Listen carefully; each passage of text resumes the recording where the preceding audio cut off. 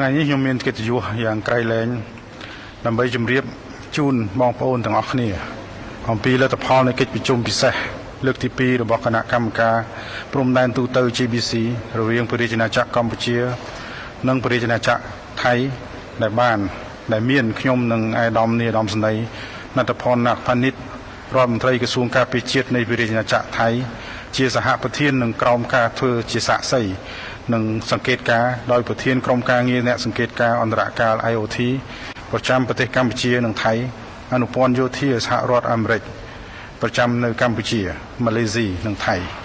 និងតំណាងកងទ័ពម៉ាឡេស៊ីខ្ញុំសូមថ្លែងអំណរគុណយ៉ាងជ្រាលជ្រៅចំពោះភាគីមិត្តម៉ាឡេស៊ីដែលបានសម្របសម្រួលឲ្យមានកិច្ចប្រជុំដែលទទួលបាននូវលទ្ធផលជាផ្លែផ្កានៅថ្ងៃនេះយើងបានជួបប្រជុំគ្នានៅថ្ងៃនេះដើម្បីពិនិត្យតាមដានលទ្ធផលជាវិជ្ជមាននៃកិច្ចប្រជុំវិសាមញ្ញរបស់គណៈកម្មាធិការព្រំដែនទូទៅ GBC នៅទីក្រុងកូឡាឡុំពួរនៅថ្ងៃទី7ខែសីហាឆ្នាំ2025និងកិច្ចប្រជុំពិសេសលើកទី1របស់គណៈកម្មាធិការព្រំដែនទូទៅនៅខេត្តកោះកុងនៅថ្ងៃទី10ខែកញ្ញាឆ្នាំ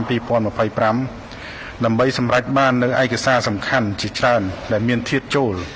សម្ដៅពង្រឹងកិច្ចសហប្រតិបត្តិការជាក់ស្ដែងនិងលើកកម្ពស់សន្តិភាពស្ថិរភាពរវាងប្រទេសទាំងពីរនិងវិលត្រឡប់យ៉ាងឆាប់រហ័សទៅរកប្រក្រតីភាពឡើងវិញចាប់ពីថ្ងៃទី20ខែតុលាឆ្នាំ2025រហូតមកដល់ថ្ងៃនេះក្រុមការងារលេខាធិការដ្ឋានរបស់យើងទាំងពីរបានជួបប្រជុំគ្នានៅក្នុងទីក្រុងកូឡាឡុំពួរក្រោមបរិយាកាសប្រកបដោយភាពស្និទ្ធស្នាលនិងការស្ថាបនាដើម្បីត្រៀមសម្រាប់កិច្ចប្រជុំពិសេសលើកទី2នៃគណៈកម្មការព្រំដែនទូទៅកម្ពុជាថៃភាគីទាំងពីរបានសម្រេចឯកភាពគ្នា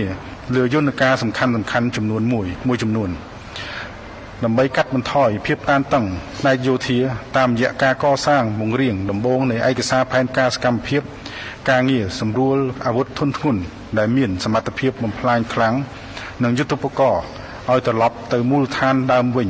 ដោយការអនុវត្តផែនការនេះនឹងត្រូវធ្វើឡើងក្រោមការត្រួតពិនិត្យនិងផ្ទៀងផ្ទាត់ដោយក្រុមអ្នកសង្កេតការអាស៊ាន AOT ឯកសារលក្ខខណ្ឌប្រតិបត្តិ TOR ក្នុងការបង្កើតក្រុមអ្នកសង្កេតការអាស៊ាននេះបានចុះហត្ថលេខារួចរាល់ដោយសហប្រធាន GBC នៅថ្ងៃនេះរួចហើយភាគីទាំងពីរបានឯកភាពគ្នាទៅលើនិយមនីតិវិធីប្រតិបត្តិ SOP ចំពោះការងារដោះមានមនុស្សធម៌សម្ដៅចូលរួមចំណែកដោយផ្ទាល់